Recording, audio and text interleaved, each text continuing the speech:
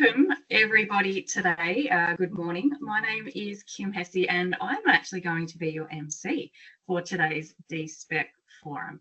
I have two pair of shoes to fill actually this morning, and I just found out I actually have three pairs. So George and Kelly can't be on the call, and Sarah, who was going to facilitate today's forum, has unfortunately fallen sick. So between Gaby and I, we're going to try and fill Sarah's shoes for you and take you through her slide deck. So a little bit about me and why I'm here and I'm on the call with you today. I've been working with George for close to 17 years now on many different projects. I'm an event manager by trade, but in more recent years, our business has been providing marketing and communication to the surveying task force and another company you might be familiar with, Webster's Survey Group. So today I am here to help create a relaxed environment for you, have some fun. We invite you to share your experiences and also to ask questions. So feel free to pop your questions into the chat box. We really are here to help. That's the purpose of these forums. Bring the community together and really share ideas and challenges and see how we can help. So we really do value your participation. First off, I'd like to start by acknowledging the traditional custodians and First Peoples of Australia and their continued connection to their country and culture. We pay our respects to elders past and present and to all First Nations people. Alrighty. I might move on maybe to housekeeping, which is a couple of slides down, thank you, Nat. So today there are CPD points available. So these forums, once again, have been recognised for their contribution to our industry, and CPD points have been allocated towards these sessions for you. So post-event, we'll be sending you an email offering a certificate of attendance. So just hit reply once you see that email from us and we'll organise that certificate to be sent out to you. As I mentioned before, today is all about sharing ideas. So unlike a live event, I don't need to point out your nearest exit point or the bathrooms, but please feel free to leave your camera on so we can see your smiling faces. I think it kind of adds to the inclusiveness of an event, and feel free to put those questions into the chat box. They're encouraged, and we ask you to make those comments as we go along. As you've seen, we also have a few live polling questions throughout today's session. So keep your mobile phone handy, please pop it on silent for us, but use it to scan the QR code and answer those polling questions as you're prompted. And I believe now we have one more polling question before I hand it over to Gaby. Thank you, Nat. I'll just hit play on that next question.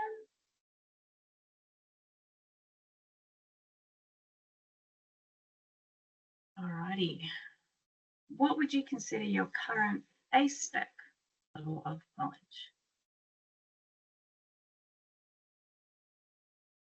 Oh, sorry. Okay, hang on. We'll go back, Kim, because that one was a few back. So let me go back to that one so we can see the results. Oh, sure. There we go. Beauty.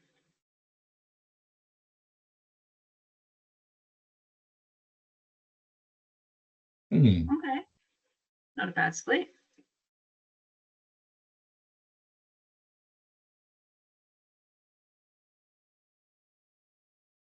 Perfect. Thank you, everyone.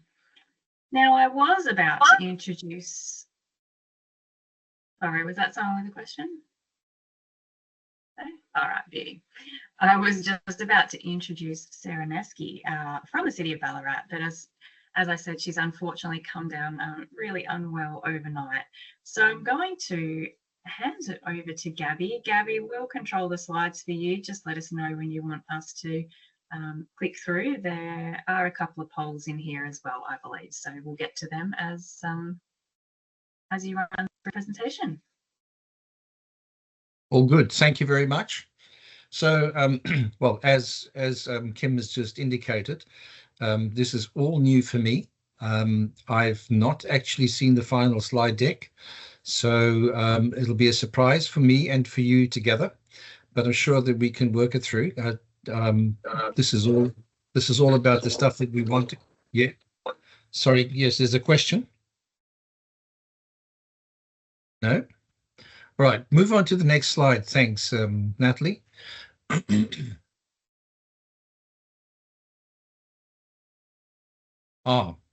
So this is talking about the 2023 version of A-SPEC, and the question is, who's already providing data in the new version?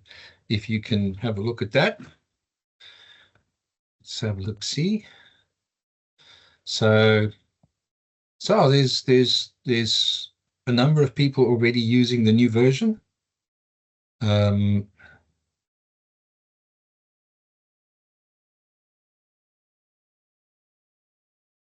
Right. So this is a little bit more like what my expectation was. I think a lot of people are considering, haven't done it yet, but more people have not provided or is not providing A-SPEC data in the new version just yet. Okay. It is encouraging for me that we already have 7 that is providing it in the new version. Okay. Right. So how many people have we got on the call, Kim? Do you know, or Natalie? 68. Okay. So 25 responses, 68. Let's give it another minute or so to see if we can get a few more responses.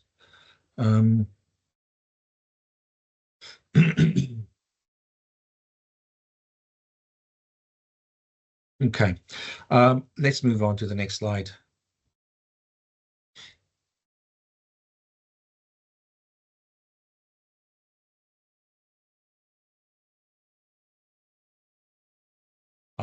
So that first question had to do with surveyors. I only just realized. The second question has to do with councils. So who's requesting data in the new version? Can we answer that one?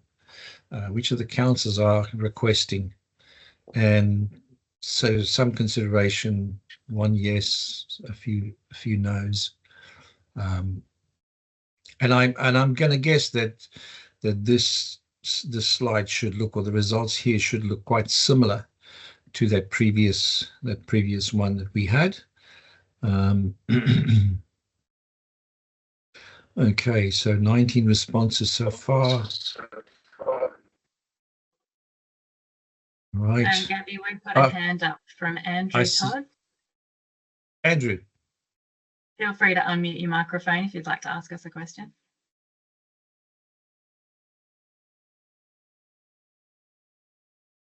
Andrew, you should you're still muted. No, that's okay. I think it was a mistaken hand up. All good. Thank you.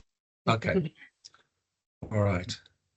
Okay, so it looks quite similar to the previous question, and so we will probably want to discuss with people about why we're not providing the requesting data in the new version yet. But that's something that we can handle going into the future. Okay, let's move on to the next slide. Okay, the specification, existing assets and new asset DDS.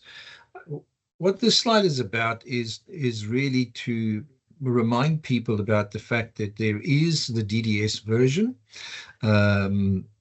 and there is also the new assets version. So the difference between the two versions is that there's one version that's for new assets, and that includes all of A-SPEC, everything that all of the attributes. The DDS version is really for existing data, so data that already exists, and councils want to update their asset base. So then you'll probably only be able to use the DDS because a lot of the information would be unfamiliar or not knowable, or unobtainable, perhaps even. So it seems like there is a question on this one as well, and I suspect I can find out, or I can think what that question should be. Let's move to that question. Next slide then. Has anyone undertaken backlog capture of drainage using the existing A-SPEC? So no's, people are considering, some yeses. Lots of no's comparatively. Okay. Need more information. Right. I'll give an example in terms of the need more information responses. If you have existing old developments, there's certain things that you can do. You can go and measure the invert levels. You can go and measure pipe diameters, and you can look at the materials, but you often don't know who the developer was, and you often also don't know who the when it was developed. And so this is what these are the information, or bits of information, that you probably cannot obtain, but there's other bits that you absolutely can. And it's advisable that if you want to manage that network, that you should really know everything about your network. And so the difference between those two specs is to make it easy to identify those attributes that you should go and look for, because those are the ones that that you are going to need if you want to do an asset valuation and condition assessments. So you should have that information, but there is other attributes, as I was explaining earlier on, that you will not be able to get simply because time has passed and that information is just no longer available or obtainable. So if there's any more questions about that specifically, perhaps what I should add is, if you go to the website, in the download section, there's always clearly marked this, what the two different ones are, and so you should be able to get the correct spec for your purpose, for your needs. Just look carefully on the website. All right. Okay. So here's an example of the DDS. Bit number, street name, location. You can see those are things that's absolutely easy to determine. For the pit attributes, next slide.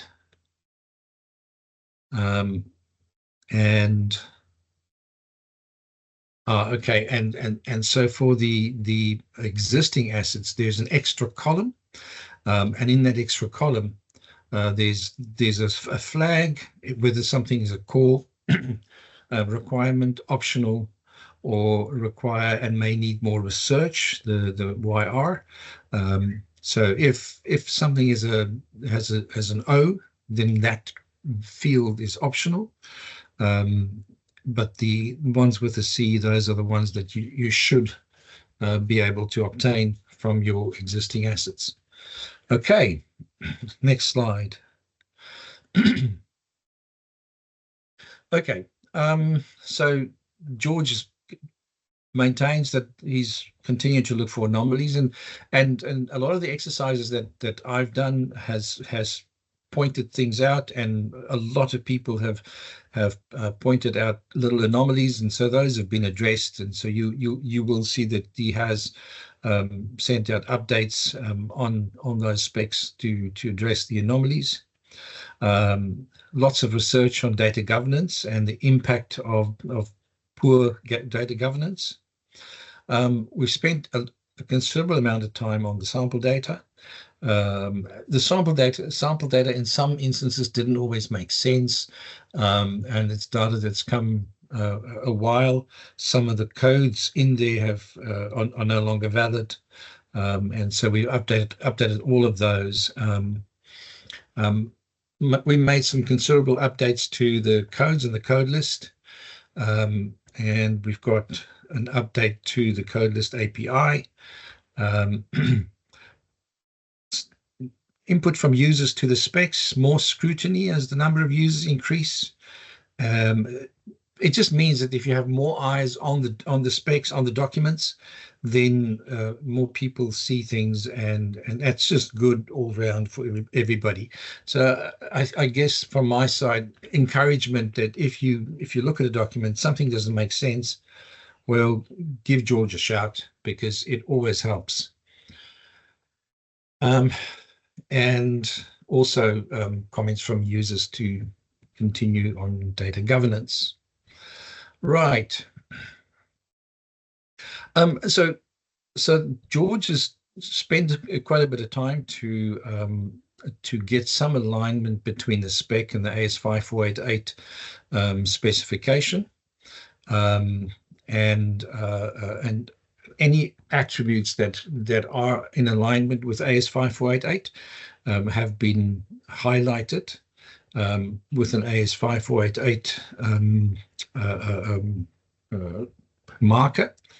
And so this is just to say that the spec has been brought in terms of fields and terminology usage. It has been brought in line with the AS5488 standard of 2022. Okay, let's move on. Right. Now, again, this is one that I'll have to read. So this is just an example of the changes that was made in order to align with the AS5488 standard. He also highlights the area of works ID that's now implemented, and for me that really makes a difference to collect to collate all your assets together and to have that link between the different asset classes, so that we know which project it belongs to, and we do quite a bit of analysis using that information. Okay, right. So what are the changes and possible impacts? Low impact to delivery.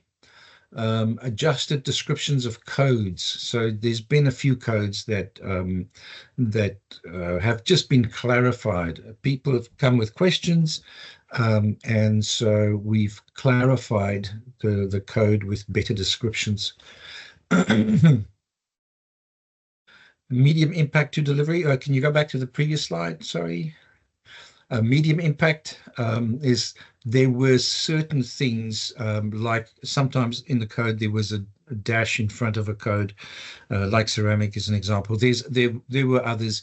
There's a number of codes that also had, just because of where the codes came from, sometimes there were strange characters, and if you did a copy and paste, these characters were sometimes blind. You can't see them, non-printable characters, but they're weird characters.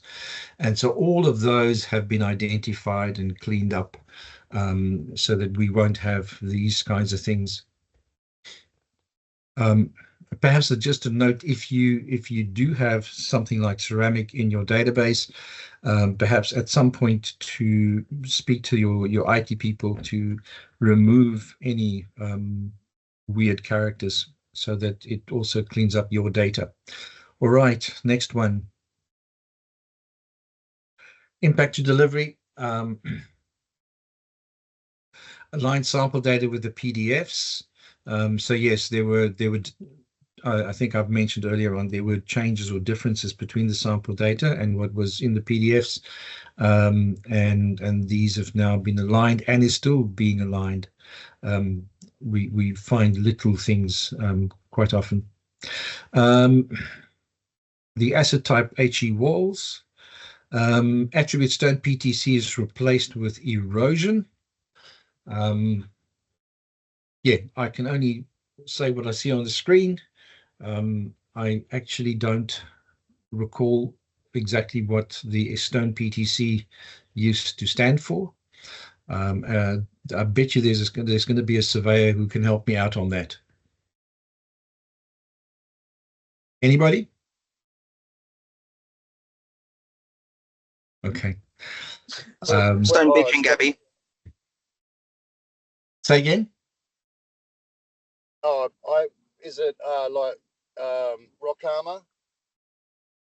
I think so. Oh, yes. That's that. I think correct.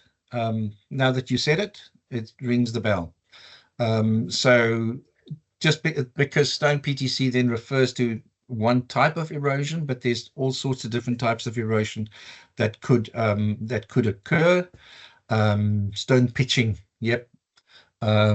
So the suggestion from one of the users was that it be replaced with erosion, and so that was done.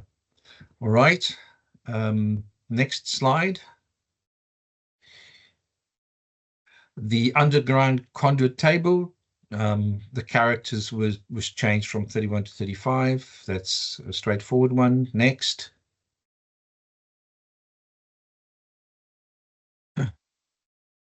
So some FAQs. People ask, I've downloaded the amended code list and new codes in this.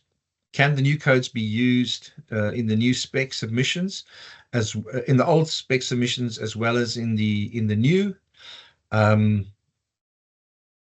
My understanding of the codes is that they are spec agnostic, which means that the answer for that should be yes. And actually, I shouldn't have answered it. I should have pushed that to you guys. So any other comments? Do you agree with me that if you have a new code, it should be usable in older specs? It should be legal to use it in the older spec. Do people agree with that?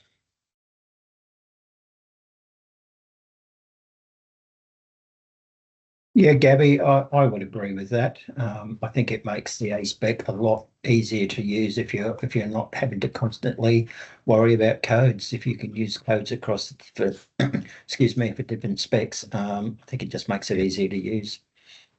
Yeah, and you probably are going to, if you're still on 5, you probably are going to be upgrading to 4 after 6 at some time, and then you still compliant compatible with 6. And I just saw a comment in from somebody else also agreeing. Why not? Yep. Okay. Yeah, for codes, we shouldn't be a need to do data mapping because it's just an extra code. So that should be fine. All right, the next question. In terms of sample data, the member is shown as City of Gosnells, but the D-Spec data is actually located in Bustleton. What happened here in the sample data? I don't know. That's in terms of the sample data. There was a question. I'm going to guess that what happened. I wasn't part of the creation of the sample data, but I'm going to guess that that was just an accident by whoever created that data set. So that should be straightforward, and it shouldn't affect the purpose of the sample data. Sample data is there for you to get an idea of what goes into the fields. Right. What would be the best way to show rock pitching around head walls?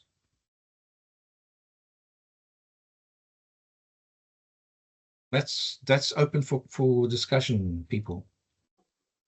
What would be the best way to show rock pitching around head walls?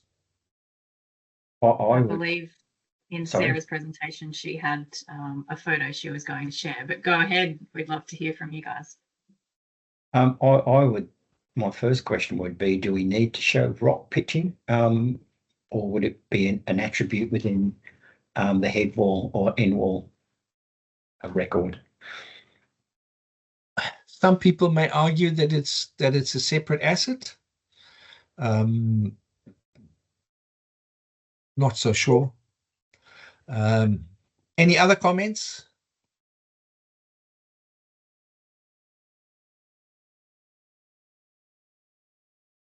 No, that's I guess the only way to show rock pitching is probably with a polygon, but then where do you fit that into the D-Spec? I just saw a comment coming in, A-SPEC, so using landscape from A-SPEC. Yep, you can do that. I think that's a good response. In fact, for me, that would fit quite well. All right. Any other comments on that one? Okay. Right. The next one. What layers did I put swale pit and swale pipes on? What layers do I put swale pits and swale pipes on?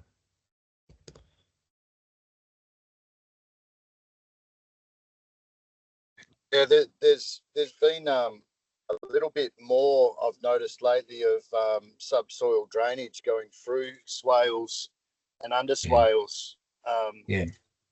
And a lot of time it's buried prior to you going there because it's all subsoil compared to the just pipes to pits. So, you know, I've been putting it as pipes and pits, whether it's in a swale or not, and it's a bubble up. But the thing is, you know, they are getting missed, these irrigation subsoil drains, and councils want them, but, you know, I don't know. It's I agree with you with what you just said there. Look, for me, to get these assets. Yeah.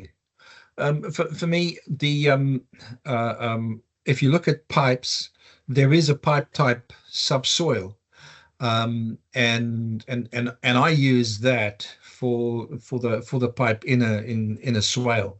The pits, those should be captured as normal pits, because that's, you know, they managed like a normal pit. Any other comments?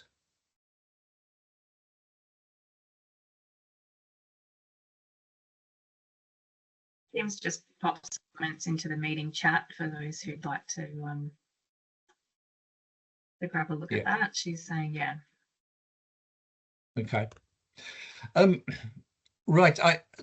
The next one is about miscellaneous text. I don't know whether George has considered creating a layer for miscellaneous text. My comment will be, there is miscellaneous text under various of the specs, and I would put miscellaneous text under A-SPEC or something like that, because a miscellaneous text could be anything. I know that it's necessary quite often, and it's quite useful. I wouldn't create it as a D-Spec specific element, and there are miscellaneous text under the roads. I know I'll just use one of the miscellaneous text asset classes and place the text there. I don't know. Any other comments, opinions about miscellaneous text? Hi guys. We use a lot of MISC text, and we don't actually submit it. We just have it on a separate layer, and we'll create our PDF plan showing it. But we found if you do export from AutoCAD, text comes through as a point, and then your validation fails because some layers can't have points. So keep that in mind. Yeah. Now that might be a little bit later on. We might have another example of what happens to text, and a discussion around that. Maybe that could also put some light on that. Can I add to that? I think it would be useful if it's specific data like invert levels, pipe size, and the like, because I've been asked that question. We don't display that in our GIS anymore, but we did back a long time ago, and it would make, I think, the data capture easier to be able to have that text come across. But I think we should be a bit more targeted, you know, in terms of what we use in council, because we want the size, the material, the inverts. Yeah. What I've done for a particular client in the past was a miscellaneous text, but with 3 fields, as I remember correctly. I'm not sure. The first was the actual text value. The second was the layer that it related to, and the third was a purpose. You know, so in that sort of instance, you could have, you know, this is a text ABC. It relates to a pit, and it is an invert level, something like that. You know, it's so you still only have one generic type text entity, and you can use it quite flexibly across a number of different classes. Yep, Okay. sounds good. Okay. Rightio, let's move on to the next one. So future changes, problem table, change of data type. The problem table, so no, go back. Natalie? Sorry, Gabby, I went back by accident. This will be the next Just slide now. You've already spoken to that previous one, sorry. Oh, okay. Okay, pits, passive irrigation pits. A request from council to contractor if you can match as constructed plan on each passive irrigation trench with one polygon, 1.5 by 2, like shown below, etc. So what this was, I'll just talk around it. What this was is there's a tree, and I'll just use you won't see my mouse. If you look on the right-hand side, there's a tree clearly, and then there's a big, thick line, black line, dotted line. That's a pit that captures water from the curb, from the roadside, delivers the water into a sand pit, and then there is a pipe that connects that sand pit to another sand-filled pit, I should say, on the other side of the tree. So basically, those act the two of those act like sumps that is filled with water that comes from the road. So the request was to capture these things. So GESO response looked at all of this. Yeah, I'm not sure what. Oh, okay. So it should have actually been captured by the people, as you know, the civil and landscape companies, what those really are. My response to that was that there's a pipe. There's actually a little pit at the end of that pipe, and then I think that those are either two rain gardens that's connected by another Aggie pipe. So here's a question for you. If you everybody, I hope everybody understands how I described that. So what's your opinion? What would you do with this design and asset?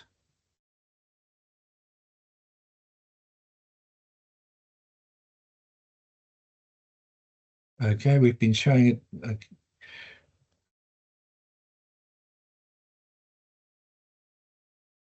We would capture them as rain gardens. Yeah.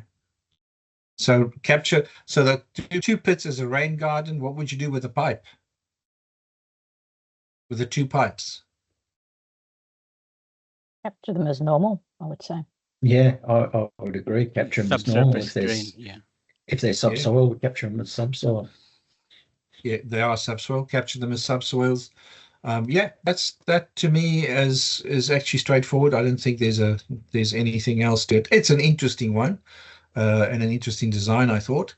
But I would capture it as normal, and those two pits or those two sandy areas as rain gardens. That's my 2 cents worth. Excuse me, Gabby. What would be the case for the in-between pipe? Should we consider that a subsoil pipe or just a regular pipe? I'll do a subsoil there. It is subsoil. Okay. I'll do that. Yep. Cool. Okay. All right. Interesting one. Let's move to the next one. contracted developer provided minus 9999.99 in Batter's column, which is not right technically. The Batter slope value will be 4 and 6 accordingly. If so, how can we register Batter slope with 2 existing values? Any comments? Have a quick look at that diagram there. So how can you represent the slope values?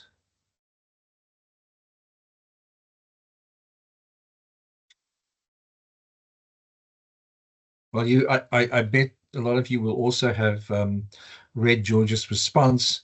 It's not really catered for. And for me, this is another place where that miscellaneous text could have come in handy.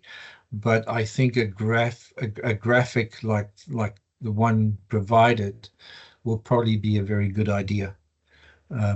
Any other comments on this one?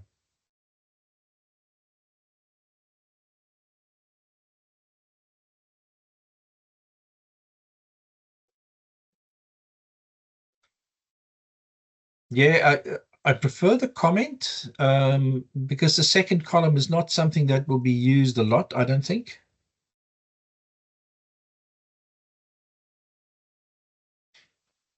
Yes, Sarah's noted on her slides here, the main option is to utilise fields currently available. For example, the comments field, combined with an image that the asset information team can relate to for their records. Okay. All right, cool. Thank you, Sarah. Would you capture them as 2 different polygons? Sorry? Would you capture those as 2 separate polygons and then have a slope for each?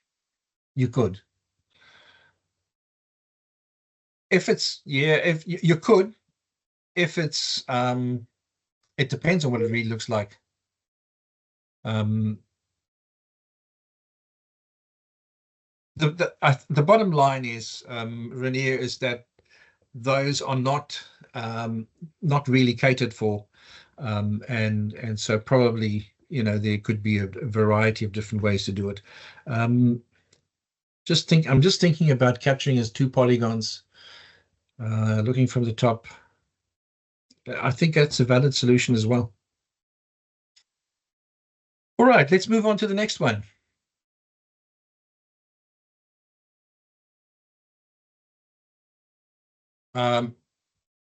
So is this a major or minor culvert?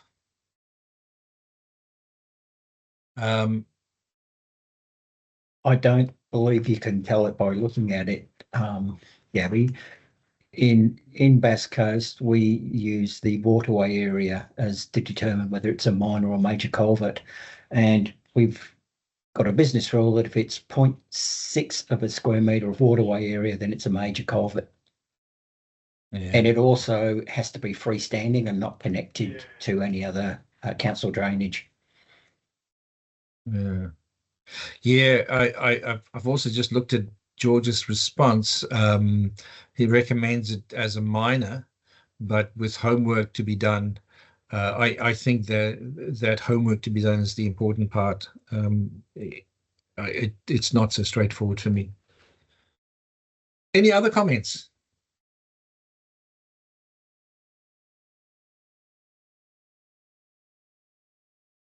All right. Let's move on to the next one. Is this a table drain? That relates to that first one. And somebody else just commented. I can't see all the comments. They flash past too quickly for me. But the one that I did see is under Vic Roads. That would be a minor culvert. Is that a table drain? Yeah, I think it remains a swale, but that's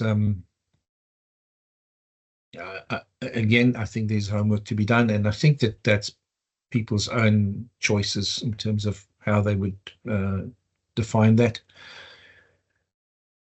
So interesting comments I'm reading. I can't respond to everybody, but interesting discussion. Thanks for all that. Okay, let's move on to the next one. But before we do, sorry, in terms of that one, I'm not convinced in my mind that we have a good response to that. I will take all the comments from the chat and go through that, and we'll perhaps bring out a newsletter or something in which we address this one.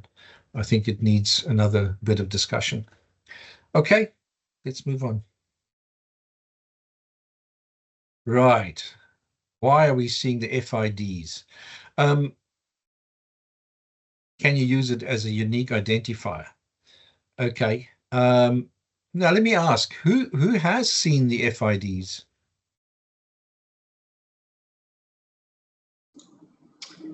We have seen that in our new submission for the LGBTQ data from birth. Okay. And do you get FIDs in submissions from people? And what do you do with those? Yeah, so this for us, the FID was helpful in a sense that when we run the validation, because we're also using the GDB Hub validation tool. So the GDB Hub validation tool picks up based on the FID, and the FID needs to be unique. Yeah, so it's not obviously last week, as George mentioned. So it's actually created by because they were generated part of the Geo database. So Geo database automatically assign a unique ID for each feature. But if you remove anything, that number is going to be changed. So it's not a static thing. I would say it should be used as a primary key. But yeah, it is something that's probably, I would say the asset unique ID should be used as a primary key. It shouldn't be used as a primary key. Yeah. Okay. I'll add a bit more to that. So if you look at the shape files, specifically shape files, FIDs are normally created when you have a shape file, but it doesn't have a defined unique identifier. Even though you've got you might have the building ID or something like that as a unique identifier, if you haven't told the software that this is your unique identifier, it doesn't know which is the unique identifier. And it will then automatically create an FID for you, because that's part of the OGC standard, is that everything must have an identifier, a unique identifier. So it will create that. And if you treat this data set separately as an individual asset, then it will always be unique within that one drawing. But the moment you bring that drawing in line with your data from the rest of your data in the database, now you're going to have lots of FIDs that clash.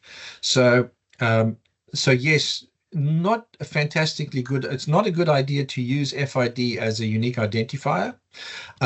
What I do is I sometimes use the unique identifier, that ID number, and I might add a prefix to it, and I might put it in a different field, not the FID field, and then I can count on it as a unique identifier within that project. But that's just a trick that I do. So the recommendation is you still have to think about your unique ID and construct your unique ID in such a way that it remains unique within your process. And you've got to understand where the FID comes from. All right. Any other comments about FIDs?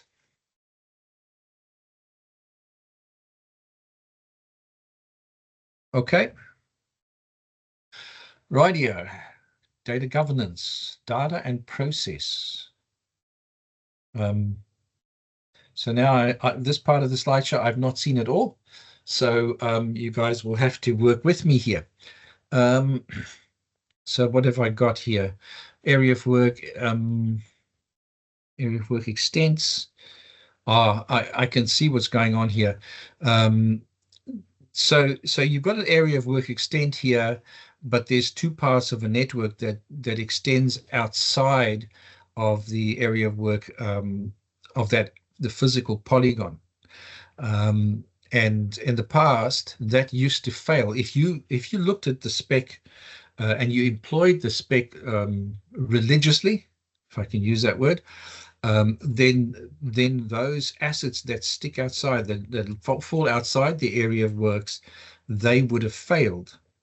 But with the introduction of the area of works ID, if the test that we now do is we check whether it's got the area of works ID assigned, and if it's in an attribute assigned, then it doesn't matter. We still want to have the area of works polygon, but it doesn't matter that some elements fall outside. I would say it's best practice to actually make sure your polygon is outside, but sometimes for practical purposes, practical reasons, you may have to extend your network outside of the actual area of works that was defined in the beginning. So I think that in practical reality, this kind of thing may happen. It's also especially when there's a necessity to connect to existing infrastructure. But the introduction of the area of works ID helps us to solve this problem. Any other comments in terms of this? Gaby, I've got a question for the group. How are councils utilising the area of work ID in their asset information systems?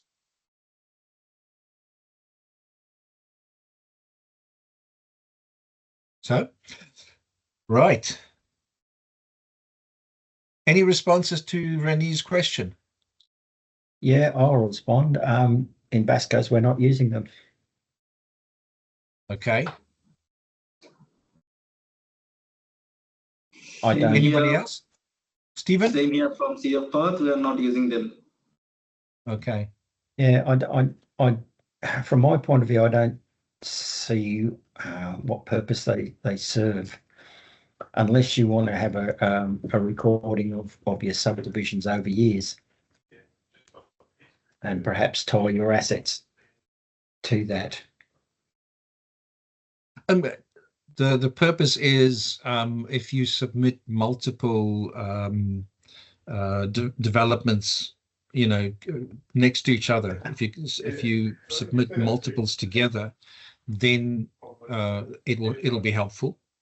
Yeah, I think after you carry on. Sorry, Gaby. Yeah, okay, I can see where you're coming. Down here, we don't have that problem. We don't get too many subdivisions side by side at the same time, so probably just ignore what I said. No, it's okay.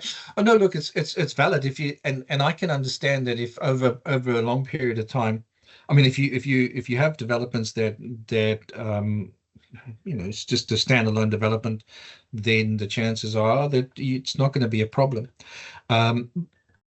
If over time, though, if you want to keep track, and I'm an advocate for keeping track of where the developments, where it occurred, and just to keep that information together.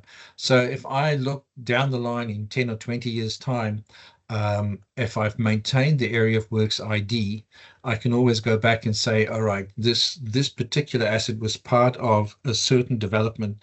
And especially if you have failures, of a material or whatever, have some sort of a failure. If you have something like the area works ID, maybe you can bring that back to how it was constructed, who it was constructed by, things like that. So I think in the short term, probably once it is validated and approved, then you probably don't need it immediately. But for me, over the longer period, it will be quite a useful attribute to have. But you know what? I would also say it depends on how you structure your asset and your GIS data.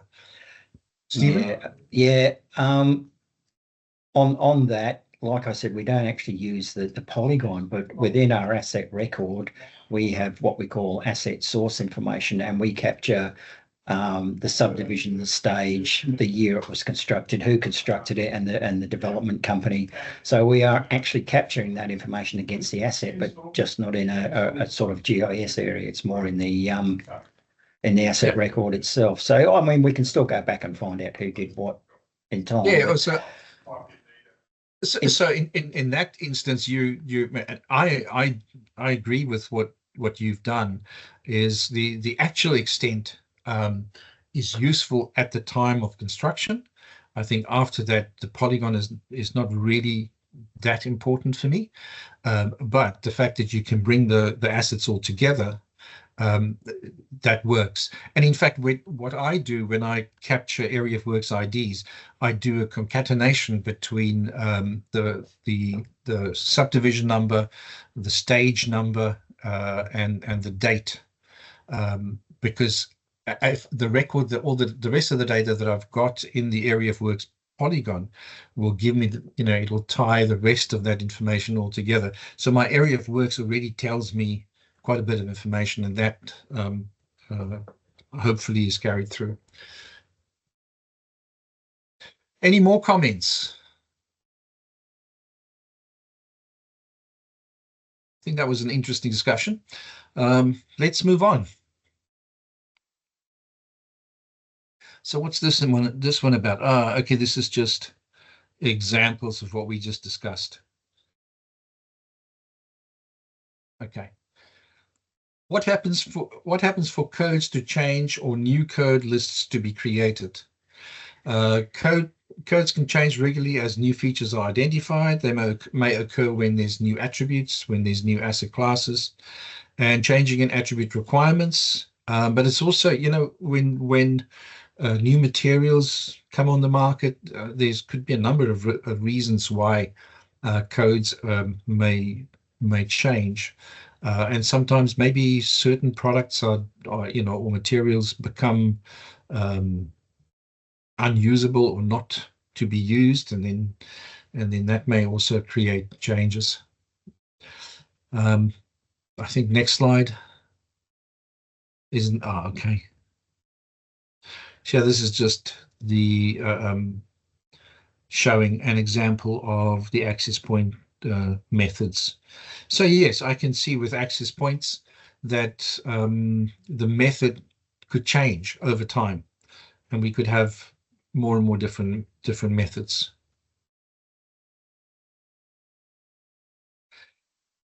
Okay. Right. I'll talk about the process. So in the past, what George did was, if you wanted a code to be changed, then you contacted GISA and they started a process to add or to change a particular code. We've developed the web application, and when George comes back, one of the things, after this forum series, one of the things that we will be doing is to give everybody access to the web application. Now, the web application has got different parts, and I've demoed this a few times in the past, so I'm not going to try and do it now. But the web app is just a very small, simple app that you can use to query codes, what code list they belong to, what their descriptions are, and that's straightforward and easy. There's also a second app that goes with it, and that's just a tool that you can use to request a new code. In fact, the way it's designed is you can go and add your code or propose the code that you want to use, and that proposed code gets a flag. George gets a notification. He sees the code and he can approve it in there. And if he's done that approval, it becomes part of the full code list.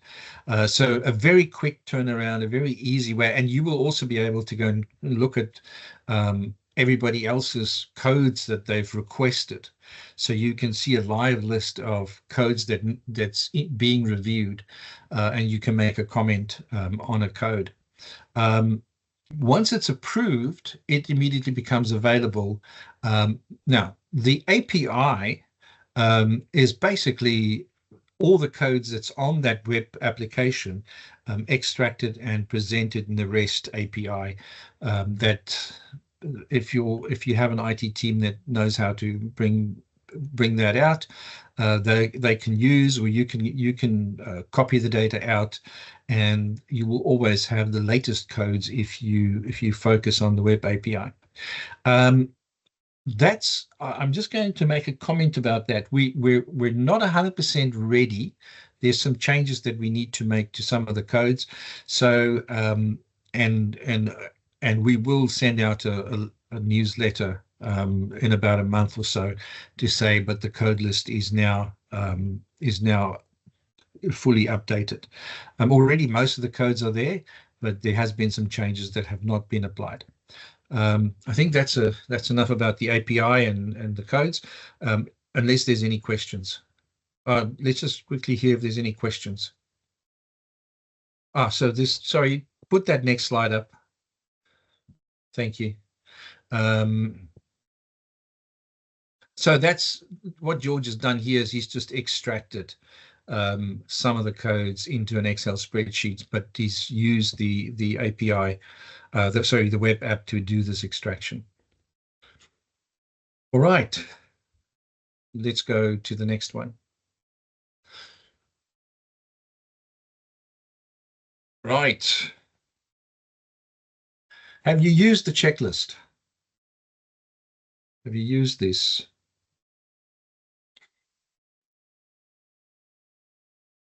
This is the code list stuff. Hi, Gaby. Are you referring to the API? No, not the API. The web app. Searching for a code on the web app. Cool. Thank you.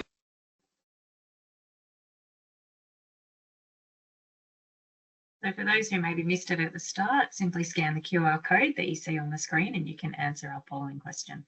Thank you.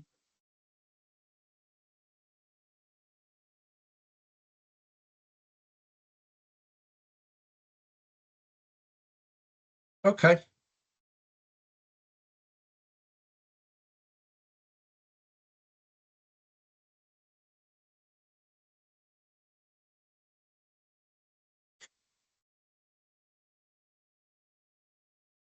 Let's move on. I'll just make a comment about that. So in terms of the code lists, we will send out an update with the links, and we will provide everybody with access. And to be honest, if people if it's not useful, then it'll also be good to know about that, and then we could perhaps take a different approach to the code lists if it's not working for people. All right. Asset and asset data handover checklist. So I think everybody should be familiar with this checklist. Let me ask, are we all familiar with it?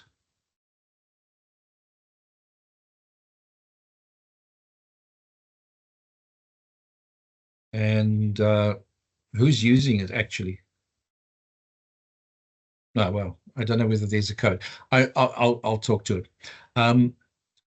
I find that it's really helpful for me, especially when I look at somebody's data and analyze the data, to do it with the checklist next to me and to update the checklist and to make sure that I update it correctly. I have to be honest, and I have mentioned this to George. I've actually created my own checklist.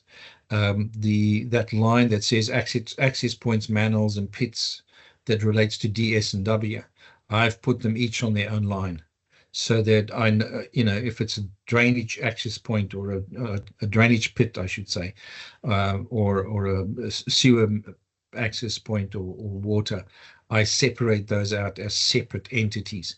And that's just easier for me to maintain. But coming back to the handover checklist, I find it incredibly useful because it allows me to double check. And I find that developers and councils often miss assets that, there's an asset that's perhaps landscape, and they're submitting an A-SPEC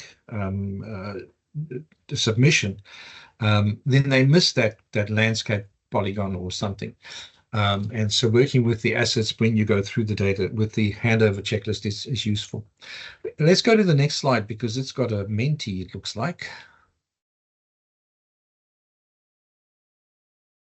How are we doing for time, Kim? Because I know that there's a lot that still needs to happen and I'm going too slow, I'm guessing. Yeah, you've got 4 more slides left in this section, and we probably need to wrap it up in a few minutes and then introduce Mike. Okay. Yeah, I'm blabbing along, but we've had some good discussions, I think. Okay, that's just go to the next slide. Or is the next slide the Menti? No. Those showed Mentis. Are there Mentis on those? We've done them already, Gabby. That was the last question. Have you used this checklist? Yeah. So that checklist question was nothing to do with the code list. It had everything to do with with this checklist. Okay, my bad. I misunderstood that. So is it possible for us to redo those 2 Mentis really quickly, or just one Menti? And yeah, if I can ask people to answer the question not in terms of the code list, but in terms of the asset checklist.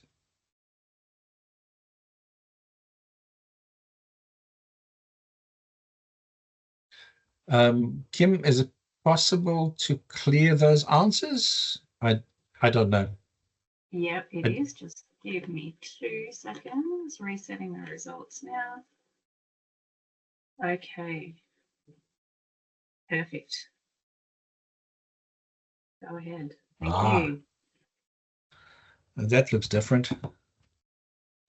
Okay.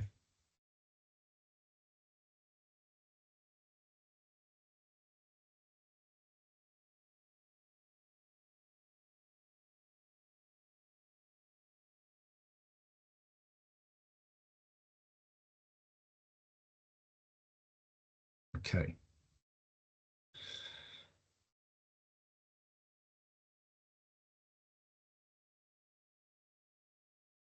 Let's give it another minute or so.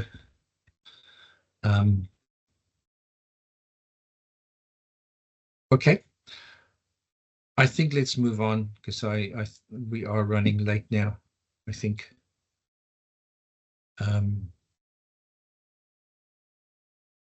All right, just go back one slide because that was the certificate, not that, the certification form slide. So the certification form, that's the old README. It was just renamed to certification form, and because we've heard of quite a lot of, not a lot, but there's a few councils who've actually done this as a bit of a small application that people can complete and then hand in or submit together with their A-SPEC submissions, and it provides an overview. It's just all the data that used to be in a README. It's still the same form. It's just called the certification form now. All right, let's move on. Certification, some examples, and there's a quote from Ian Opperman: almost every data set arrives at your doorstep with a lack of information about how it got to you. That's really an interesting quote. And the certification form is there to try and help with that, to try and answer that question. Okay. Of ASCONs, news from Queensland, providing certification from as constructed plans. The Surveyors Board of Queensland has issued a reminder that only registered surveyors can issue such certifications. That's an interesting one. What do you feel about that? What are people? Actually, there's a Menti. I think that's probably what the Menti is going to ask. Let's jump to that Menti. No, it's not that. No, we don't have one here. I think it was just more of a pop in the chat box. Okay, well, let's do we that. We're interested, yeah, to hear from surveyors in Vic, New South Wales and WA about their views and if this has been discussed in your state. What do people feel? Should only certified, registered surveyors be able to issue certifications about ASCONs?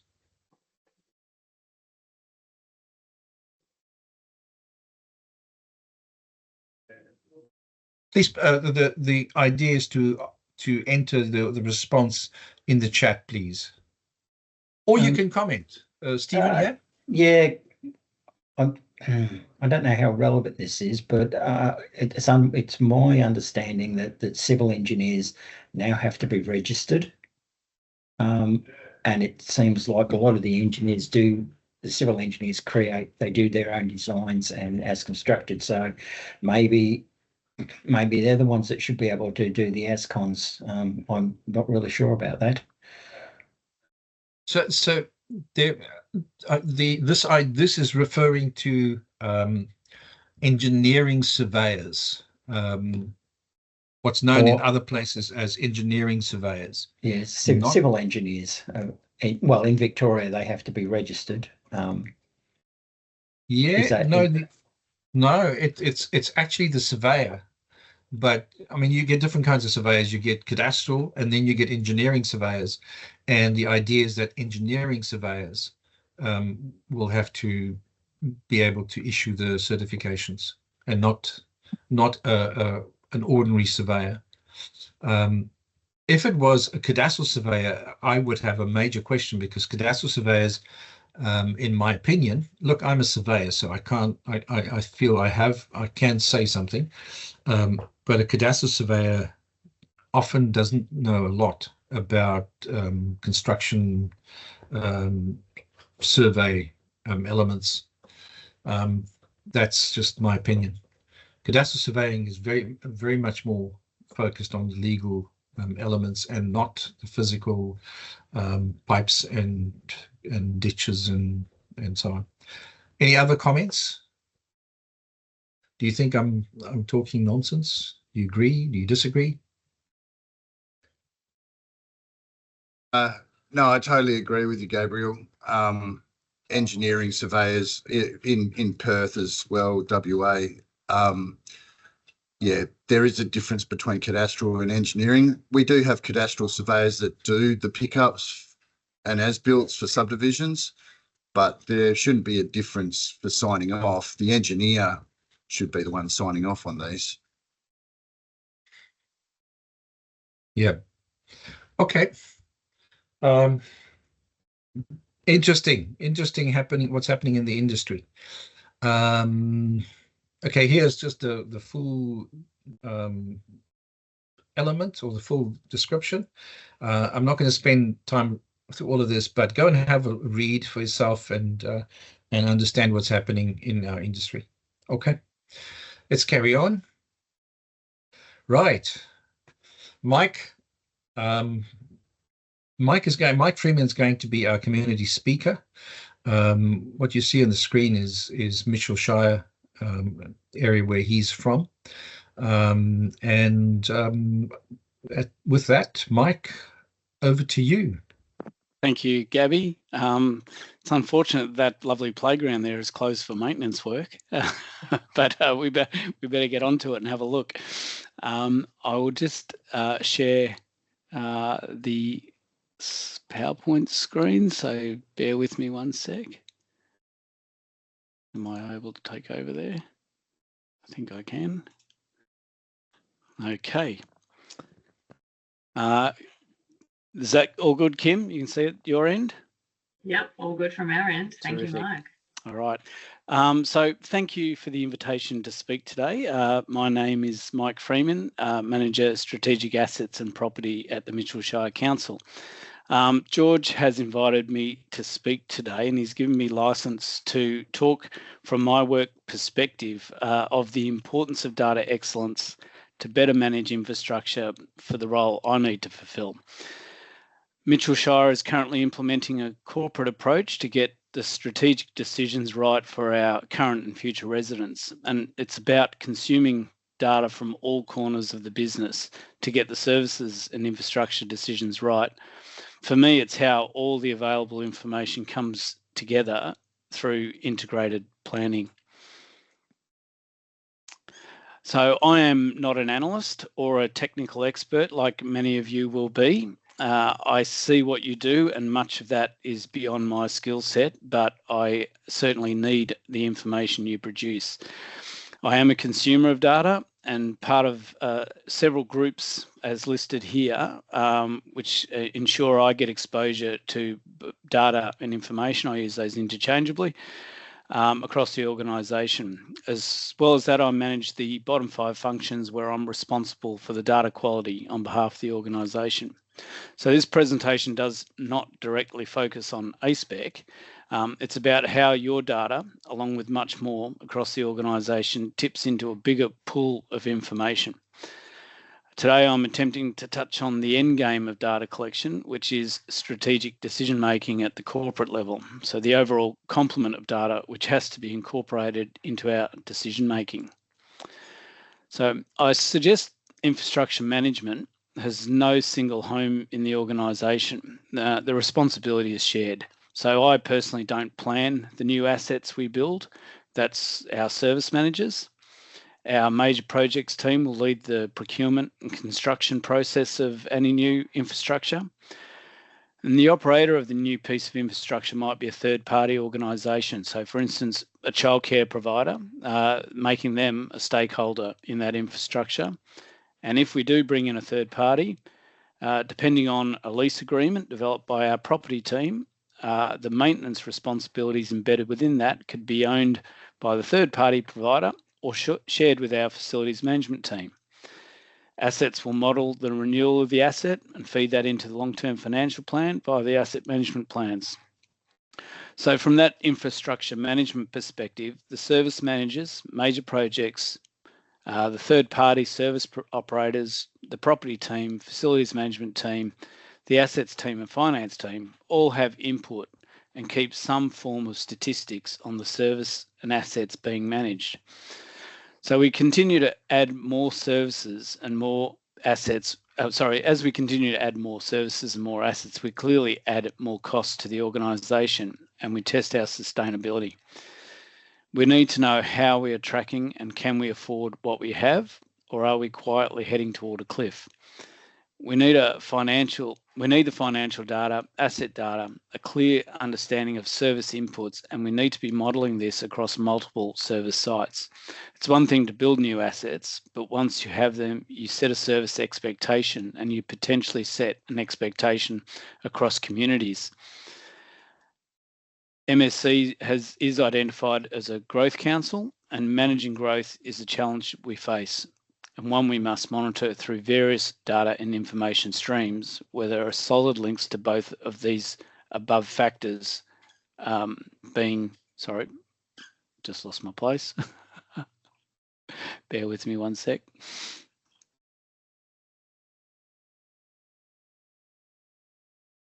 I'm glad it's not just me that it happens with. Oh, it's crazy. It's anyway. I should be able to ad-lib better. Yeah. Anyway, so yes, as I was saying, we're a growth council. Where are we? Here we are. So across the various stakeholders, there must be complementary understanding of the service future, at least with a 10-year horizon. So have we appropriately planned to support all our stakeholders to manage each service and understand the long-term impacts of additional new service assets coming online, such that we are confident that we can sustain the services as well as absorb more growth? So at Mitchell, we're located 50 kilometres north of Melbourne. In the top right graph, it demonstrates the relative growth of Mitchell from the year 2021 out to 2041 in the blue, and that is compared to Victoria as a whole, the orange line. So you'll note in the slide dot points, it's stating we are looking at a 250% growth in the next 15 years. So the southern part of Mitchell has been incorporated into the metro growth boundary, Beveridge within that boundary and Wallen just outside, both being the focal points of growth. We've got a huge land mass for Mitchell at over 2,600 square kilometres and a relatively small existing population now at about 50,000. So we're growing at a rate that our rate base simply cannot support the new infrastructure required. So we're very dependent on grants, developer contributions, infrastructure contributions, and borrowings, which is all very challenging. We're projected to start adding over 2,000 lots per annum once the economic conditions improve, currently at around 1,200 on average. And as we're building these new communities, we need to be adding new assets. So you can take a town like Seymour, for instance, that is about 7,000 population. It's got an Olympic-sized outdoor pool, and then it's got an aquatic centre. Beveridge, which has already eclipsed the size of Seymour, has no pools. Not only that, it's got no schools, no banks, and no supermarkets. So it's an unserviced new subdivision effectively.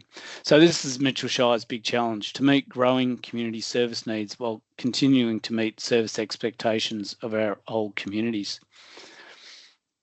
So a quick recap from these first three slides. For us, growth is inevitable. High cost assets are planned year on year to service new communities. And when I say high cost, we're looking at a single 20 million build in Wallen commencing this year, and next year a 15 million build, and that continues year on year. We're not building for the populations today, we're building for the populations to come. So we need to be allocating ongoing operational maintenance costs out to a minimum 10 years. Not only that, but for every new service asset. And we rely on many and various data sources to feed into this decision making. So we have a new focus on establishing and improving 5 corporate strategy documents that are developed from our corporate data, and I'm calling these the 5 pillars of integrated planning. This is how Mitchell has decided to do it, and I can reassure you this is from best practice guidance, and we are not the trailblazers here. These plans include the long-term financial plan, service plans, asset plans, workforce plan, and capital works plan. And they exist to ensure we deliver on the community vision and the council plan in a responsible way. The 5 plans both support and or limit the choices that we can make. It's done it again.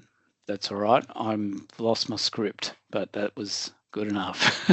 So a quick look at each of these, each of the elements of the 5 pillars. So the long-term financial plan, it is in effect the sum of the 4 other plans just mentioned.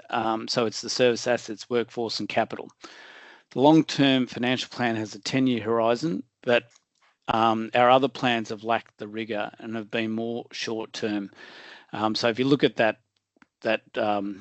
graph there, I've just talked about endless growth, yet you see a decline 28, 29, 29, 30, and that is simply lack of information. It's not the fact that that graph is not accurate, and we know it.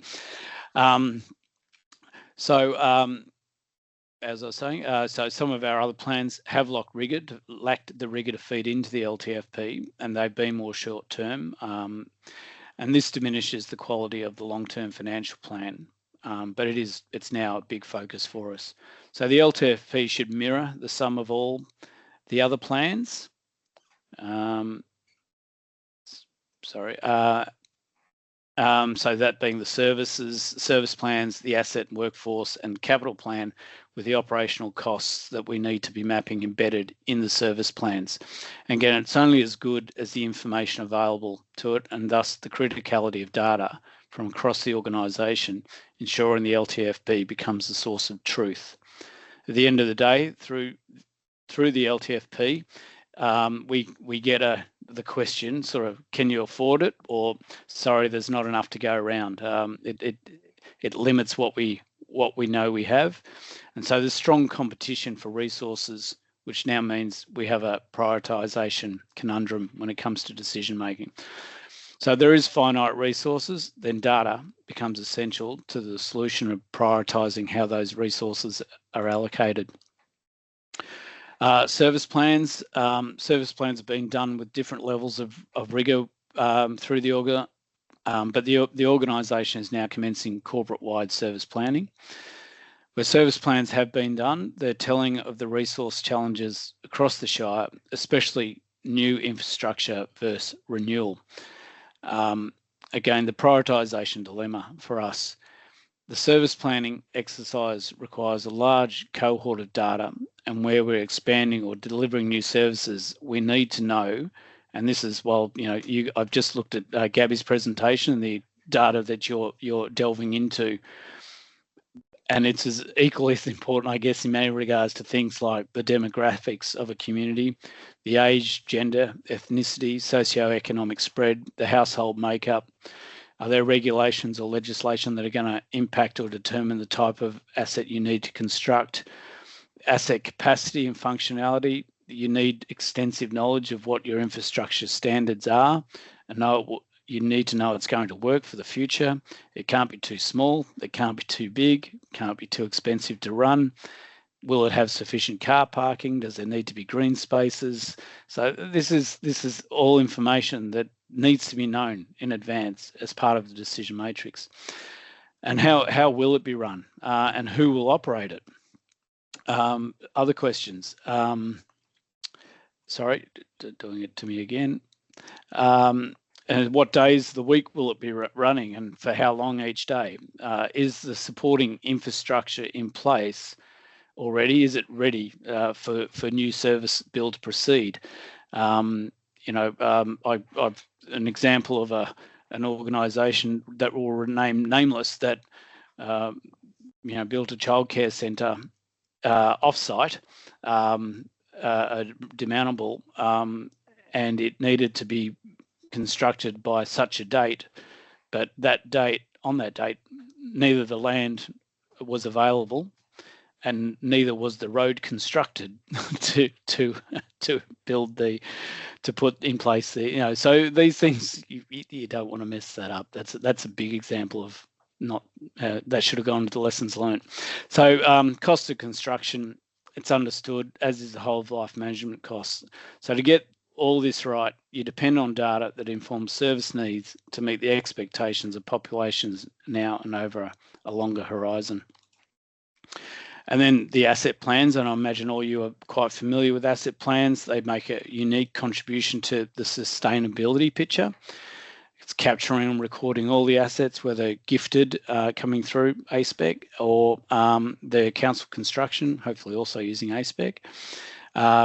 Capturing value, condition, the whole of life management costs, unit rates, replacement costs. You're doing some renewal modelling, and you're importantly describing the risks of the compromise that you make in a constrained environment. So the asset plan should be consistent with specific elements of the other 4 plans. For example, the long-term financial plan documents future capital outlay that can be delivered, not what should be delivered. So stated demand requirements in the asset plan may be greater than what the LTFP states. So the asset plan reports the shortfall or the gap. So we need to know this as part of the decision matrix. The guiding community levels of service, which we all, for those of you who have drafted an asset plan, an important part of it, they should be informed by service plans, which are describing the need for new and existing assets and the standard those assets should meet. So the asset plan will reflect staff growth as part of the service and infrastructure operating costs, which should also be flagged in the workforce plan. And the asset plan is also telling us when to plan for future investment in infrastructure, new and renewal, mirroring the approved capital works plan, but with the trade-off risks clearly documented. And then the workforce plan, important. It's the wages bill is one of the greatest annual operating costs probably for most councils, and at ours around 40% of the operating budget. So adding new infrastructure is inevitably adding more staff, and that can be whether you're adding parks through gifted assets or building new community centres. So this needs to be considered as part of any prioritisation process for capital works decisions, as well as new staff resourcing priorities. And so, just because your team builds things, or you run the childcare service, you want to build more childcare services, you're going to have to staff those. But how is that prioritised over internal service delivery, such as your asset team or your finance team? So in a constrained environment, it's really important. Done it again. My apologies. I'm going to learn how to drive this one day, people.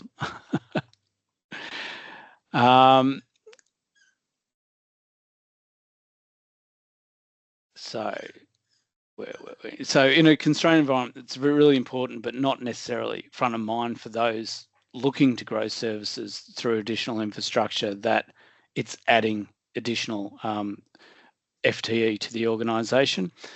And where our service planning is done prior to adding new facilities, we can better plan, consult in the LTFP for availability and considering staff expenses in the decision matrix of new capital delivery. So a workforce plan needs to align to the LTFP, which then informs service plans and the capital plan, and it will be expressed in the asset plan on approval. And the capital plan, service plans are telling us where the demand for investment should be. Asset plans are describing the risk of different investment strategies. The long-term financial plan is putting a cap on the program, so you can spend this much this year and no more. And the workforce plan is subordinate to the service plans and cannot work outside the service plan. Sorry.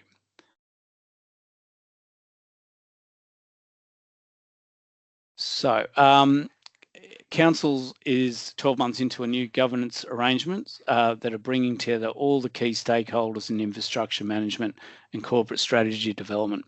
So we've developed key stakeholder groups called portfolio groups, one developing the capital investment stream limited by the long-term financial plan and the asset plan, and the other is developing corporate strategies, the long-term financial plan, asset plans, service plans, workforce plans, as projects in their own right, because I'm not saying that they are mature and ready, but that is, so we treat the development of those as a project. Both portfolio groups report together to what we're calling the integrated planning group, and that's made up of the CEO and directors, with directors being the chairs of the portfolio groups. And this is where the whole picture of planning and delivery under a sustainable microscope comes together. So our KPIs will be, we're meeting the limits of the LTFP, we're addressing corporate strategies, the council plan, master plans and other endorsed strategies. Which are consistent with the service plans we've developed. We're addressing long-term asset sustainability and acknowledge the risk where we're not. And we are meeting the resource needs of all the services over a 10-year plus horizon. So we've got a long way to go, but you can only understand the complexities once you have informed data-dependent corporate planning systems. So this presentation's been high level, my apologies for that, but looking at how MSC is addressing long-term looking through improved data capture and sharing of information for decision making. All our teams play a part, whether they are part of the early learning.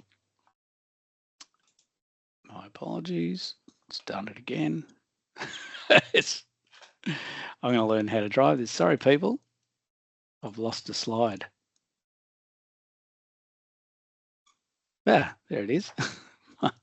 All our teams play a part, whether they are part of the early learning team, tracking statistics around the utilisation of the childcare centres, or they're part of the asset team logging new gifted assets across the year. The information is called upon to give a clear understanding of the present position and our capacity to build a future with confidence.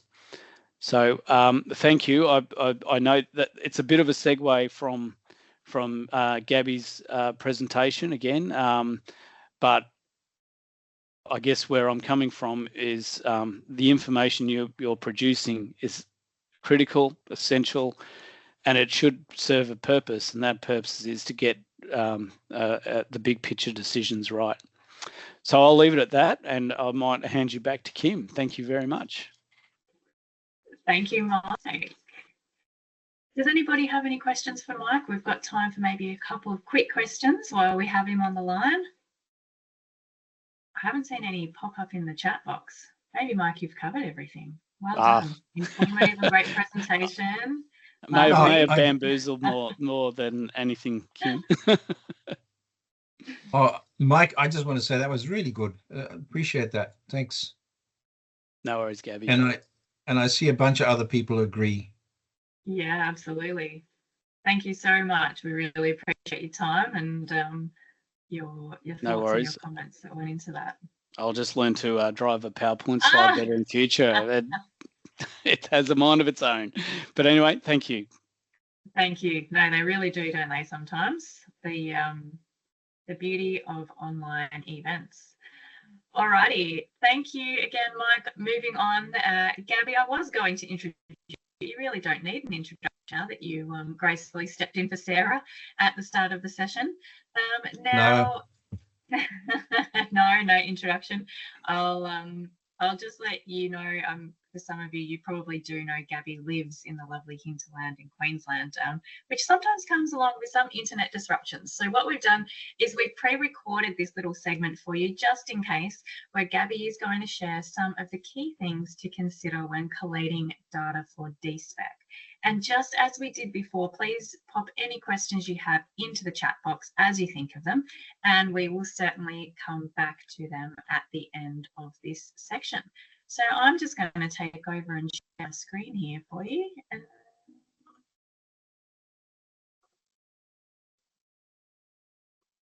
Beauty. Alrighty.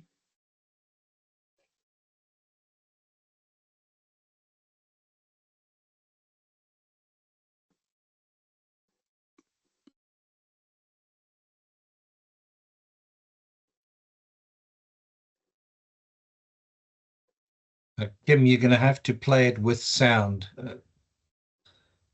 When you start it up, it needs to be played with sound.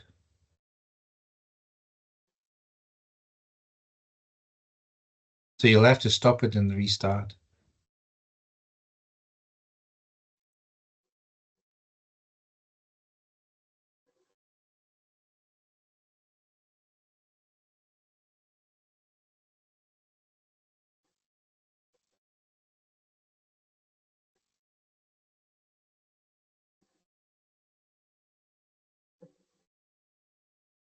I think Kim's just trying to troubleshoot that for you, Gaby. One moment, please.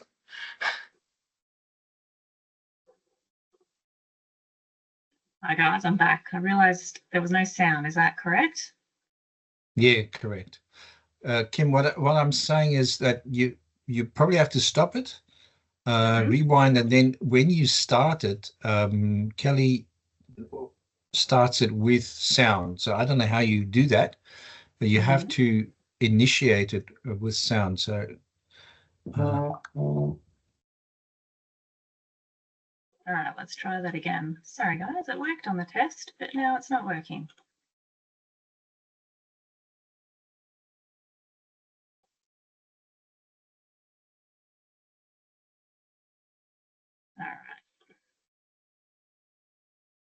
Can anybody hear that one? No. No.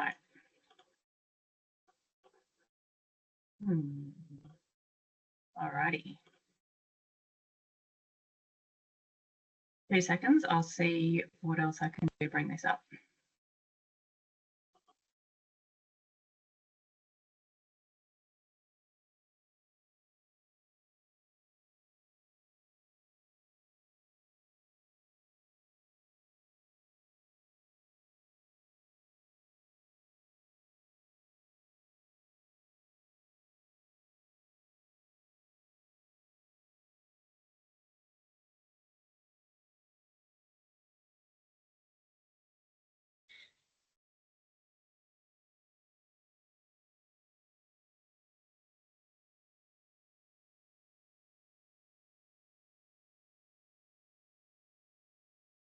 Nat, do you want to try from your end too to see if you can screen share?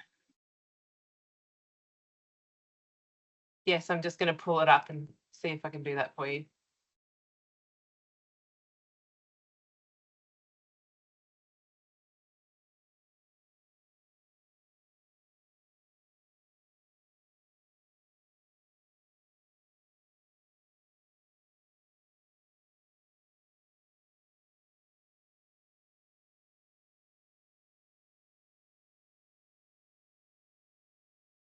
Oops.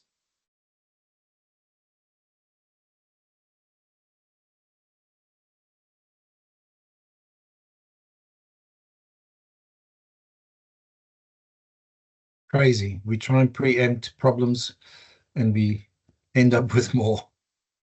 Okay, I'm going to press play and see if you can hear this. Okay. Can you see it? Yes. Oops. Yep. Hang on. Oh, no, you can't.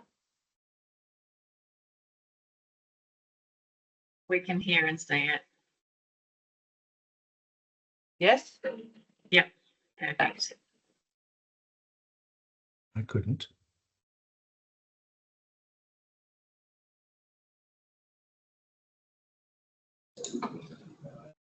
Sorry, we can't hear anything. No. Sorry. So can no one else hear it? We No. can't hear it. No. Can you hear Guys, it, Gaby? No, I can't. Oh, okay. So I tell you what, session we'll deal with a few technical issues, some technical tips relating to that and GIS. Yeah, there it is. And converting All right, from CAD perfect. to GIS. We got there. Thanks, team. In AutoCAD, well, in most CADs, and I believe AutoCAD were the people that introduced it, a block is a collection of objects such as lines, arcs, circles, text, that are all combined into a single entity. The blocks are used to create repeated content, such as a tree or a light symbol, so that you can use this block and insert that mini drawing multiple times in your bigger drawing without having to recreate the symbol every time. Attributed blocks in AutoCAD are blocks that contain attributes or textual information that is embedded within the block. These attributes are variable data fields that can store and display information such as pipe diameters, invert levels, or any other data that might need to be unique for each instance of that block. So if it's trees, different types of trees, and of course within an A-SPEC environment, the unique identifiers of the trees of each of the trees. In ArcGIS, you can import attributed blocks as point entities with labels. These you can convert to attributes, mostly through some Python scripting. Different scripts are available to different users depending on your subscription level. So I'm not going to talk about the ArcGIS, but in QGIS, the standard DXF can also be used. What happens in QGIS is that the block is broken into its component parts, but we can use that as a way to quite easily get our data into GIS. If we look at the CAD data, you'll see this is a very simple drawing. I've got only 3 layers. If I zoom in, you'll see those red circles there are trees, and these yellow boxes, those are landscape polygons. If I look at a particular tree, you'll see I'll be able to select the text elements that make up the description for that tree. I can select them individually, but if I select the circle, that's actually the block.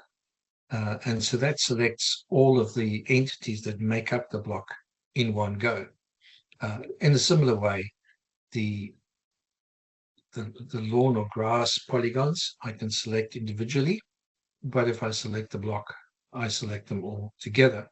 These entities, the CAD elements or the CAD attributes associated with that tree, they are stored together with the circle that defines the tree, and it's one entity. And just to finish it all off, if I look at entity properties, I open my entity property, and I selected that block. You'll see that if I go to the bottom, there are attributes associated with the block. So these other properties are the normal CAD type properties, the colors, etc. But right there at the bottom, those are the attributes that's associated with the block. And if I edited anything in here, it will be edited in the drawing. So if I made that 57, you'll see that the block is now updated to 57. If we look at the tree spreadsheet, you'll recognize all the fields. They're normal A-SPEC fields. But notice that the unique identifier is exactly the same as the data that you saw earlier on in the DWG file.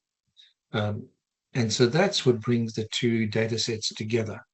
Now, if we want to convert that data to GIS, remember I've got a DXF and I've got a spreadsheet. So how do I bring those 2 together? And how do I make use of the block, my knowledge of the block?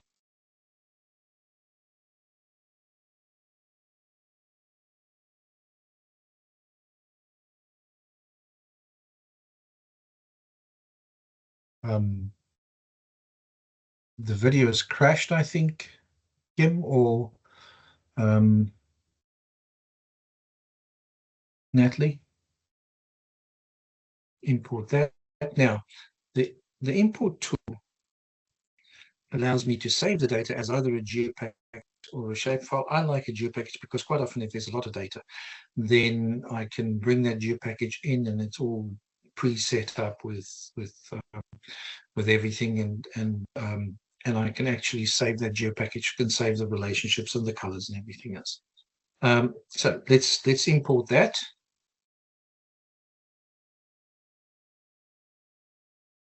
Okay, we can close this. Now, it has obviously got no CRS, so it complains that there isn't a reference system. So what I'll do now is set the group CRS, make sure that it's 7855 as well. Do this error. Right, and I'll just put this on top and then zoom to it. So you'll notice, I'll just turn this off. You'll notice that the data is exactly the same as it was in the CAD. So all that data has come across. But also notice that I've only got 3 entities. So what this DXF importer does, it brings all the points, lines, and polygons in, but it puts all of them on the same layer. Or so internally, all the point entities are included in the entities P class.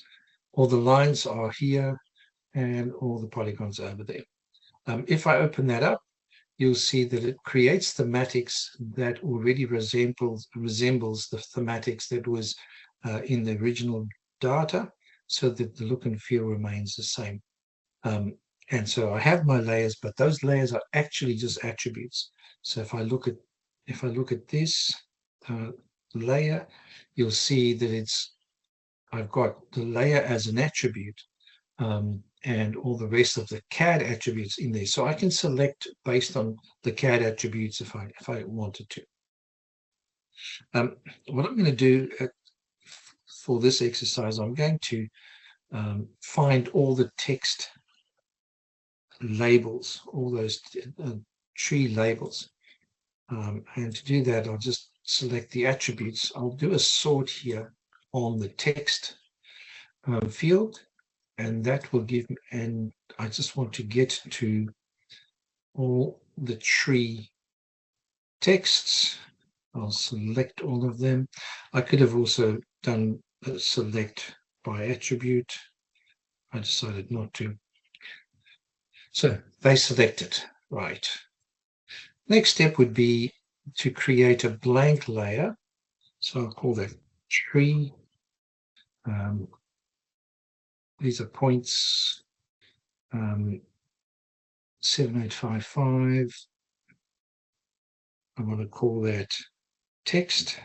So I'm calling it text because I want it to be the same as the label or the attribute that I want to pick up from the CAD data. This is going to become my unique identifier, so I'm going to make the size 20. So right, so there it is. And I can now copy the data across. So I can copy the data and come here and paste the data. And it would have pasted the data in exactly the same spot as where the label was. So I'll just save that before I continue. And if I turn these entities off, you'll see it's exact. Those little yellow marks is what's left over. Those are my the data that I brought in. Just going to move it out of that group so I can turn the group off on its own. Bring it back in. Now, there is a problem with this, of course. The position of this entity that I've got, this new tree, is incorrect. So the block insertion was in the middle of that center point. All of these are then therefore offset. So how can I fix that? Well, I'll just move them. They're already selected. So I'll go and use the move option to make sure that it moves correctly. Turn the snap on and turn vertex and centroid back on. So I'm going to move from this point. Now it gives me an error that says you've got stuff outside or entities outside of the screen area. You want to move everything, and I'm going to say yes. And I'll point to the centroid of that polygon. And my trees are now all in the correct position. Okay, just save that. Now, the last step is to just add the attributes. What we'll do there is we'll go and add the spreadsheet layer, pick up the spreadsheet layer that we want, sheet trees, and add it. Okay, I'll now go into the properties of the fields, and I want to rename this to unique ID, just to make it easier to link the two together. And now I'm going to create a join. So I want to join to the attributes. Q just picks up that it's the unique identifier that I want to join to, and I don't want to have this prefix. It's unwieldy. So I'll just clear that. click OK and OK and save that. And if I now look at my attributes,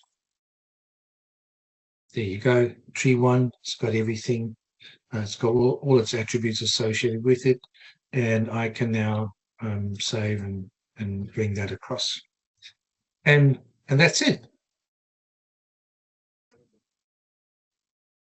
For the final segment, I want to talk about an A-SPEC staging environment. So this is changing the topic completely. And this is just talking about how people ingest data into an organization. What we find normally is that quite often A-SPEC data is ingested. The data arrives, people grab it, and if you're lucky, it goes to one system such as the asset management system, and from there the data gets distributed to finance or GIS. Quite often this doesn't happen. Sometimes the data is just taken directly. The data is copied, whatever is necessary is extracted, and it's given over to the other systems where it is broken apart and ingested, but not in its totality. It's usually ingested as extracts. So every one of those systems will extract bits of data that it needs or requires and leave the rest out.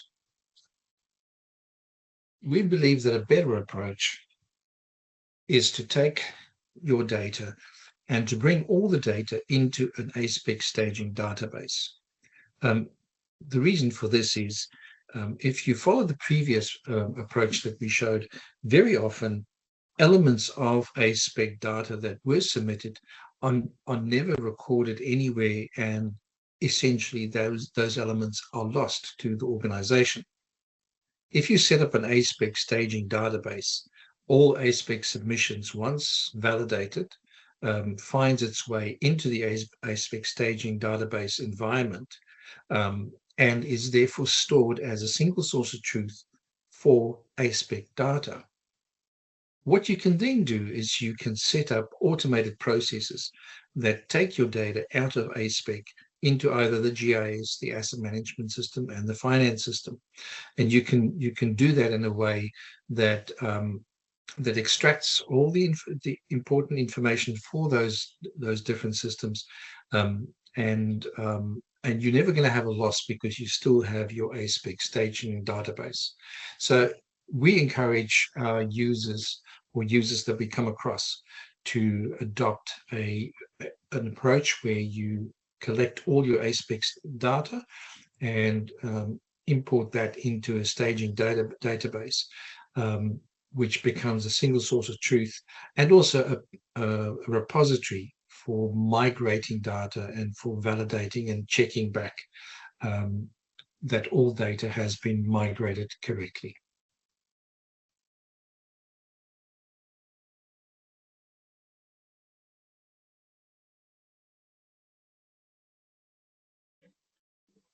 All right, perfect. Sorry for the couple of technical glitches there. What we might do is if anybody does have any questions about Gabby's tech tips, maybe just pop them into the chat and we will come back to you about that. Just in the interest of time, I know we're running quite close to midday, so maybe Nat, I'll ask you to just share the PowerPoint because we have a couple of polling questions for you before we wrap up for today.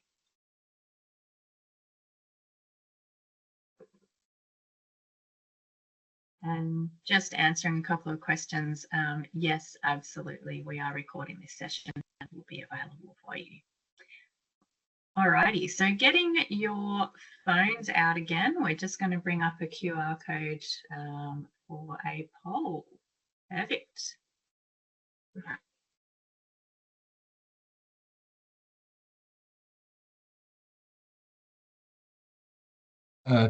Kim, I'm aware that you are that you need to go, so I'm happy to take over if you need to run, when you need to run.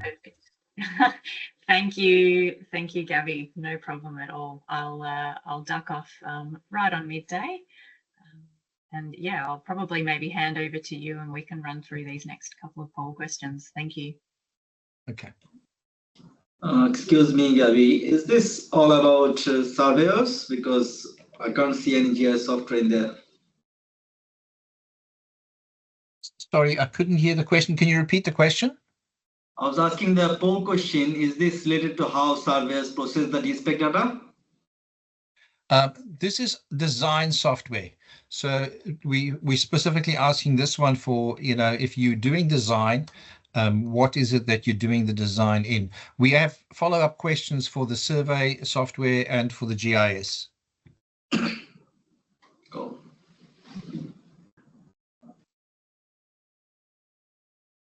Let me know Okay. when you want to move to the next polling question, Gaby.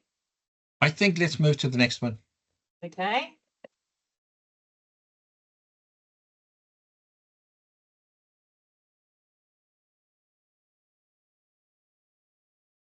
So this one's about the desktop. This is GIS about software. desktop GIS. There is another one about your web GIS as well. So, okay.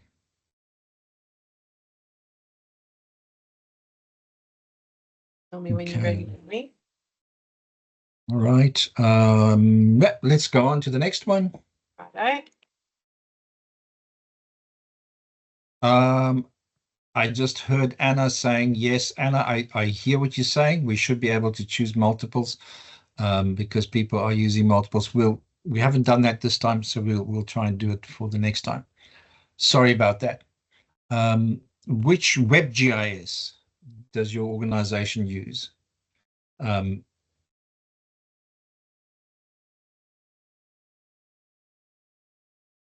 we should actually have had one in there, other, because I just realized that we didn't include one or two quite common ones.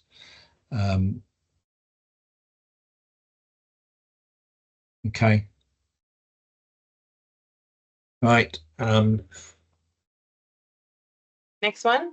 Let's go to the next one.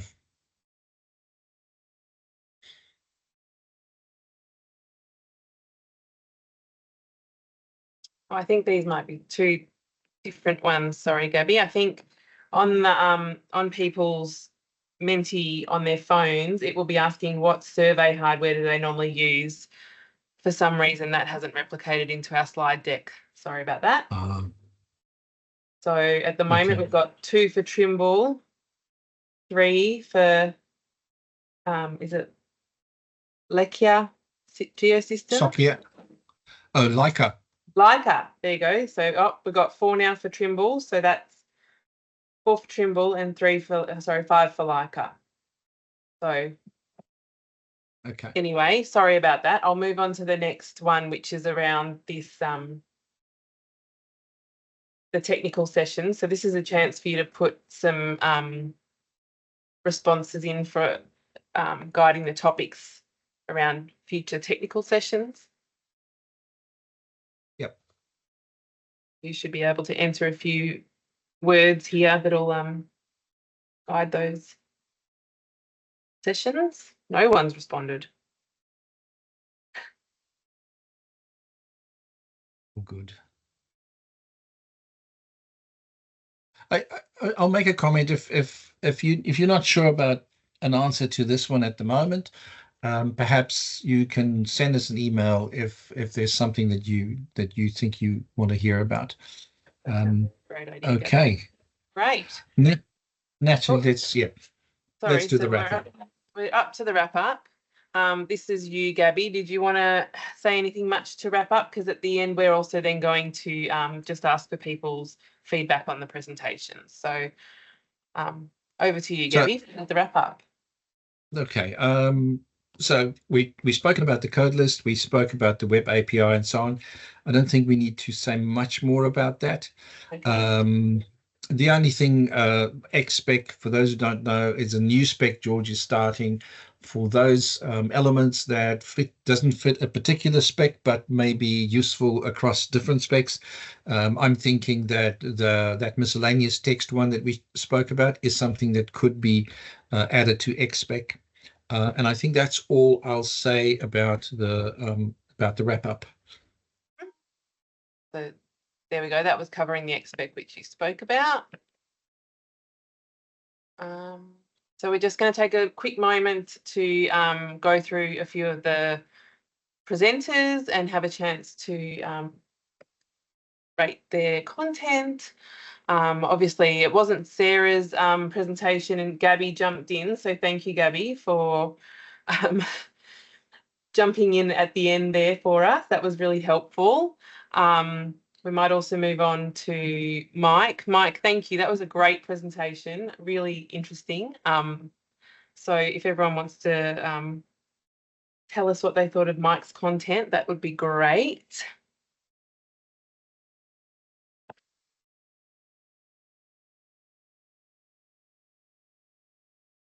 Doing pretty well there, Mike. Everyone 4 and 5 stars. Everyone loves you. And then finally, we've got Gaby's presentation. Thank you, Gaby, for that very helpful tech presentation, as always. It's always really useful, I think, for everybody to see the finer detail of things that you provide. Amazing. And then I think that's the end of our polling. So thank you, everyone, for participating in that, especially seeing as it was all a bit last minute. Gaby, do you have anything you wanted to say to wrap up our presentation for today? I'll just say thanks, everyone, for joining, and we'll hang around for 5 or 10 minutes. I will. But for the rest of you, thank you very much, and enjoy the rest of your day. Yes, and just a reminder, next week we have A-SPEC. We have Michael Balfour as our facilitator, and we are hearing from Anthony from the City of Gosnells. He spoke last year at one of our forums and was a really engaging speaker. So if you haven't already signed up for next week, it would be great to see you there.